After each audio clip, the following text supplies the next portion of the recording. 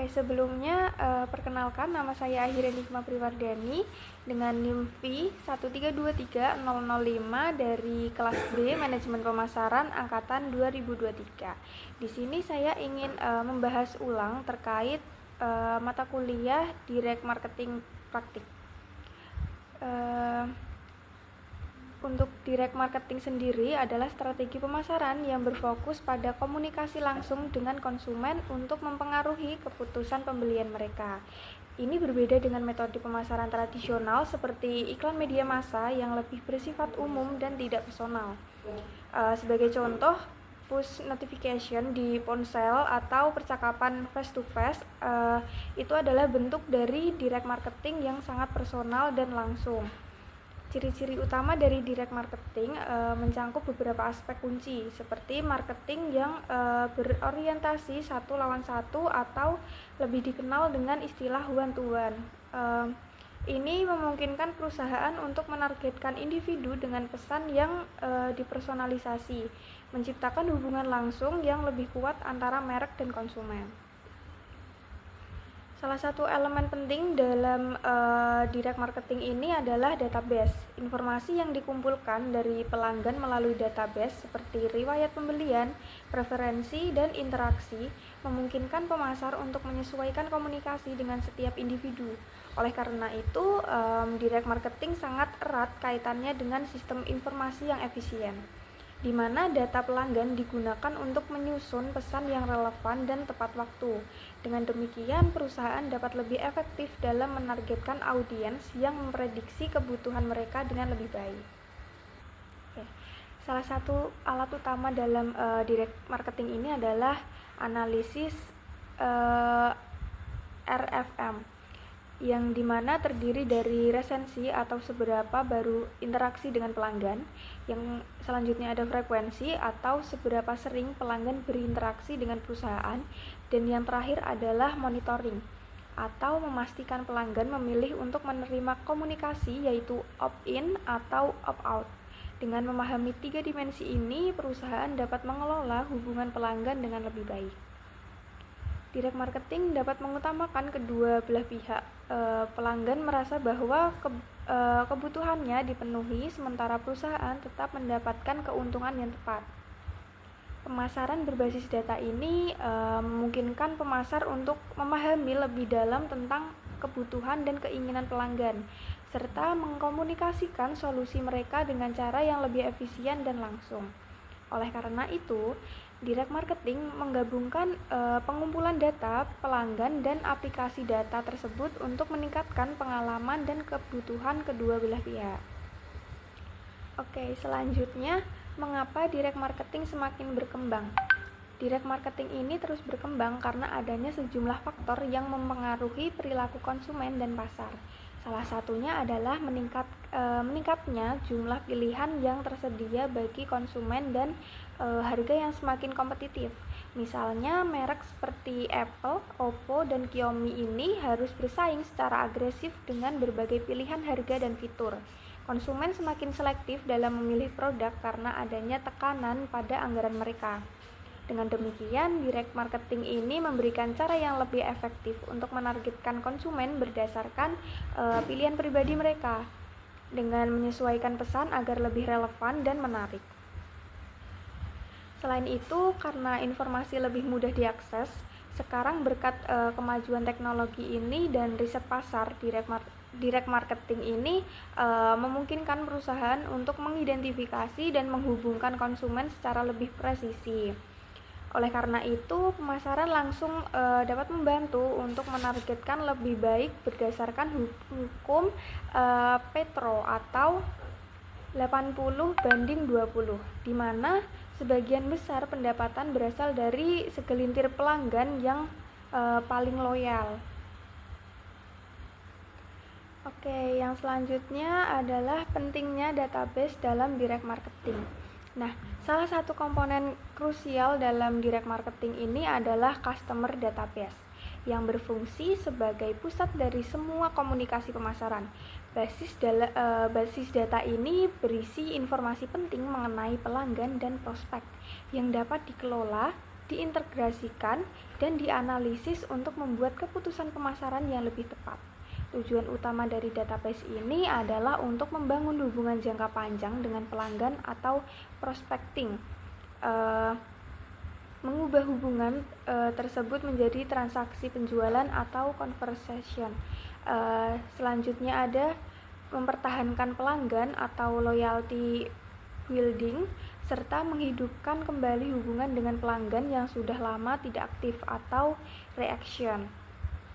Dengan adanya database ini, perusahaan dapat mengumpulkan informasi seperti alamat pelanggan, kebutuhan produk, sikap terhadap produk dan perusahaan, serta perilaku pembelian. Data ini memungkinkan perusahaan untuk memahami pola perilaku pelanggan dan merencanakan kampanye pemasaran yang lebih terarah dan efisien. Membahas terkait cost efektif direct marketing. Direct marketing ini dapat menurunkan biaya pemasaran secara signifikan sekaligus meningkatkan efektivitasnya. Hal ini terjadi karena pemasaran dapat menargetkan audiens yang lebih tersegmentasi dan mempersonalisasikan pesan mereka, yang pada akhirnya meningkatkan relevansi dan respon dari konsumen. 3 hal penting dalam pemasaran langsung yang efektif adalah mengirimkan informasi yang tepat kepada pelanggan yang tepat pada waktunya, dengan memahami siapa pelanggan yang paling bernilai dan kapan waktu terbaik untuk menghubungi mereka. Selain itu, perusahaan dapat meningkatkan ROI mereka. Proses segmentasi dalam direct marketing memungkinkan perusahaan untuk berbagi pasar mereka menjadi kelompok-kelompok yang lebih kecil berdasarkan karakteristik yang lebih relevan. Dengan menggunakan pendekatan customer profiling, perusahaan dapat lebih memahami kebutuhan dan preferensi pelanggan, serta menyesuaikan penawaran mereka agar lebih menarik. Profil pelanggan yang baik juga memungkinkan perusahaan untuk mengidentifikasikan kelompok pelanggan yang lebih mungkin menghasilkan laba jangka panjang, seperti yang tercantum pada prinsip Pareto 80/20 yang menyatakan bahwa 80% pendapatan berasal dari 20% pelanggan. Selain itu, direct marketing memungkinkan perusahaan untuk melakukan analisis lebih dalam tentang setiap segmen, seperti analisis perilaku pelanggan, tingkat pembelian, serta proyeksi pembelian ulang. Hal ini sangat membantu dalam merencanakan proses retensi pelanggan yang efektif. Selanjutnya, perencanaan kampanye pemasaran langsung. Perencanaan kampanye direct marketing memerlukan tahap yang cermat, mulai dari penentuan tujuan yang spesifik atau menggunakan prinsip SMART, hingga memutuskan pendekatan komunikasi yang akan digunakan. Kampanye dapat berlangsung dalam 1 tahap atau 2 tahap, tergantung pada apakah pelanggan sudah mengenal merek atau tidak. Kampanye 2 tahap misalnya bisa terdiri dari pengiriman pesan pertama untuk mengenalkan produk, dan kemudian dilanjut dengan pengingat atau penawaran spesial untuk mendorong pembelian. Penting juga untuk memilih media yang tepat untuk komunikasi dengan audiens. Media yang digunakan dalam direct marketing bisa berupa email, iklan pop-up, telepon, atau surat langsung. Pemilihan media harus disesuaikan dengan karakteristik pelanggan dan tujuan kampanye. Membahas mengenai loyalitas pelanggan dan retensi, loyalitas pelanggan ini menjadi fokus penting dalam direct marketing karena biaya untuk mempertahankan pelanggan yang sudah ada jauh lebih rendah dibandingkan dengan biaya untuk mendapatkan pelanggan baru. Oleh karena itu, program retensi pelanggan sangat berharga dan perlu diprioritaskan dalam strategi pemasaran. Menjaga hubungan dengan pelanggan dan memberikan mereka nilai lebih akan meningkatkan kemungkinan mereka untuk tetap setia dan bahkan merekomendasikan produk atau layanan kepada orang lain. Loyalitas bukan hanya tentang program reward atau diskon, tetapi tentang memberikan pengalaman pelanggan yang memuaskan di setiap titik interaksi dengan merek. Hal ini membutuhkan komitmen seluruh organisasi untuk memastikan bahwa pelanggan merasa dihargai dan dilayani dengan baik. Dalam hal ini, komitmen atau komunikasi yang empatik dan responsif sangat penting untuk mempertahankan hubungan yang lebih baik terhadap pelanggan. Membahas mengenai tujuan komunikasi dalam direct marketing. Dalam komunikasi pemasaran terpadu atau IMC, setiap strategi utama memiliki tujuan yang berbeda-beda. Meskipun tujuan keseluruhan tetap sama, hal ini karena setiap strategi IMC memiliki pendekatan yang berbeda dalam pencapaian tujuan pemasaran.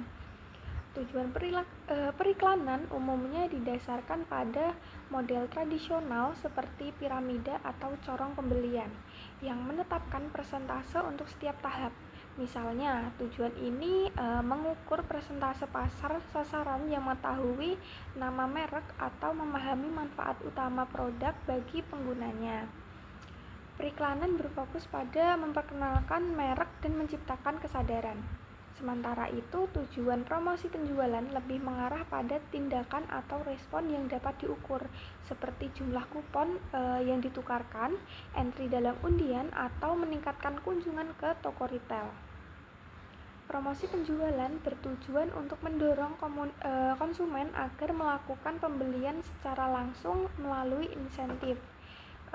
Tujuan hubungan masyarakat berkaitan dengan seberapa banyak liputan media gratis yang diperoleh. Hal ini dapat diukur dengan jumlah ruang atau waktu yang diberikan media yang jika dibandingkan dengan biaya iklan setara memberikan gambaran nilai dari promosi tersebut. Sedangkan tujuan visibilitas merek berfokus pada paparan produk atau layanan melalui metode selain periklanan tradisional, promosi penjualan, atau hubungan masyarakat. Ini termasuk upaya untuk meningkatkan kesadaran merek melalui saluran yang lebih kreatif dan tidak konvensional. Sasaran kontak pribadi terkait dengan interaksi langsung seperti jumlah janji temu atau presentasi yang dilakukan kepada calon pelanggan. Dalam hal ini, komunikasi langsung dengan konsumen menjadi kunci untuk membangun hubungan yang lebih personal dan efektif. Sasaran digital merupakan kategori IMC yang paling dinamis. Ini mencangkup berbagai metrik yang mengukur kinerja pemasaran digital seperti klik tayang, waktu yang dihabiskan di situs web, dan tingkat konversi di platform digital. Pengukuran ini lebih kompleks karena melibatkan teknologi dan platform yang terus berkembang. Selanjutnya membahas mengenai alokasi anggaran IMC. Pengalokasian anggaran untuk IMC merupakan elemen krusial dalam menentukan efektivitas program pemasaran. Sebagian besar keputusan ini didasarkan pada perkiraan penjualan dan cara perhitungan yang digunakan untuk menentukan anggaran. Salah satu pendekatan yang umum digunakan adalah rasio iklan terhadap penjualan, di mana angka dasar ini dipadukan dengan kenaikan atau penurunan persentase sesuai dengan kebutuhan program. Meski demikian, terdapat berbagai cara alternatif untuk mengalokasikan anggaran yang dapat meningkatkan hubungan antara pemasaran dan aktivitas IMC. Kemudian alokasi dana IMC dibagi berdasarkan 6 strategi utama. Yang pertama ada periklanan, lalu promosi penjualan, visibilitas merek, platform digital, hubungan masyarakat, dan komunikasi pribadi. Setiap kategori memiliki porsi anggaran yang berbeda tergantung pada prioritas dan tujuan perusahaan. Oke, membahas mengenai strategi pesan kreatif. Pengembangan pesan kreatif dalam IMC harus didasarkan pada posisi merek dan proposisi nilainya. Tugasnya adalah menyampaikan pesan merek yang konsisten, baik dalam bentuk konten maupun dalam bentuk pesan persuasif yang dipilih untuk saluran komunikasi yang berbeda. Kreativitas harus diimbangkan dengan tujuan yang jelas. Dan meskipun ide kreatif harus menarik perhatian, informasi tentang merek tetap harus terkandung dalam setiap pesan. Hal ini sangat penting untuk menanamkan manfaat atau proposisi nilai merek dalam setiap komunikasi dan menyusun pesan yang relevan dengan kebutuhan dan keinginan konsumen. Kemudian strategi penyampaian media. Nah, dalam periklanan terdapat dua pilihan utama media. Yang pertama ada media tradisional dan media digital. Media tradisional ini meliputi televisi, radio, surat kabar, dan media luar ruang. Sementara untuk media digital ini mencangkup platform sosial, pemasaran email, situs web merek, dan aplikasi seluler. Setiap pilihan media memiliki karakteristik yang berbeda dan menantang pemasar untuk menjangkau audiens yang tepat dengan anggaran yang tersedia. Efektivitas media akan sangat bergantung pada pilihan strategi yang dipilih dan seberapa banyak anggaran yang dialokasikan. Oke, metrik kinerja dan evaluasi. Kinerja setiap elemen EMC harus diukur berdasarkan pencapaian tujuan yang sudah ditetapkan. Setiap kategori dalam EMC memiliki metrik yang berbeda yang memungkinkan pemasar untuk menilai seberapa efektif mereka mencapai tujuan. Misalnya, untuk periklanan tradisional, metode pengukuran bisa menggunakan model AIDA atau Attention, Interest, Desire, atau Action. Nah, sementara dalam periklanan digital, fokusnya mungkin lebih pada metrik seperti kunjungan situs web, klik tayang, atau waktu yang dihabiskan di halaman. Selain itu, metrik kinerja juga dapat mencangkup volume penjualan, pangsa pasar, laba atas investasi atau ROI, dan faktor lain yang relevan untuk menilai kinerja rencana pemasaran secara keseluruhan. Oke, selanjutnya yaitu membahas mengenai tujuan dan anggaran EMC, yang dimana memiliki tujuan yang jelas adalah dasar dari alokasi anggaran EMC. Tanpa tujuan yang terarah, pengeluaran untuk program EMC bisa jadi tidak efektif. Oleh karena itu, penting untuk menyusun program pemasaran secara terstruktur sepanjang tahun, memastikan bahwa semua komponen komunikasi merek dipertimbangkan dalam perencanaan anggaran. Dan untuk memperkirakan biaya dan persetujuan pemasaran, proses perencanaan anggaran dimulai dengan memperkirakan biaya yang dibutuhkan untuk mencapai tujuan EMC. Ini termasuk biaya untuk periklanan, promosi penjualan, hubungan masyarakat, visibilitas merek, dan kegiatan digital lainnya. Setelah memperkirakan biaya, anggaran akhir ditentukan berdasarkan apa yang terjangkau dan diperlukan untuk bersaing di pasar. Dengan hal ini, keputusan akan melibatkan pembagian dana untuk masing-masing kategori EMC, serta pemilihan saluran media yang akan digunakan secara strategis. Oke, membahas mengenai perhitungan anggaran, beberapa metode dapat digunakan untuk menghitung anggaran EMC, antara lain pola histori, rasio penjualan, atau model persentase penjualan. Nah, setiap metode memiliki kelebihan dan kekurangan, dan pemilihan metode akan bergantung pada jenis bisnis serta tujuan yang ingin dicapai. Metode seperti pangsa pasar atau analisis kompetitif juga bisa digunakan untuk memastikan bahwa anggaran yang dialokasikan akan memberikan hasil yang maksimal sesuai dengan kebutuhan perusahaan atau merek yang bersangkutan.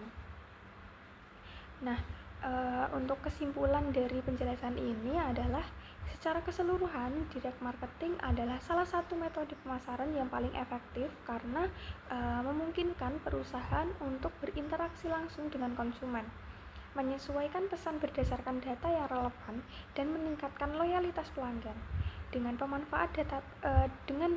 pemanfaatan database yang baik, perusahaan dapat lebih efisien dalam menjalankan kampanye pemasaran yang tepat sasaran dan mengurangi biaya pemasaran secara signifikan. Direct marketing bukan hanya tentang menjual produk, tetapi juga tentang membangun hubungan jangka panjang yang saling menguntungkan dengan pelanggan.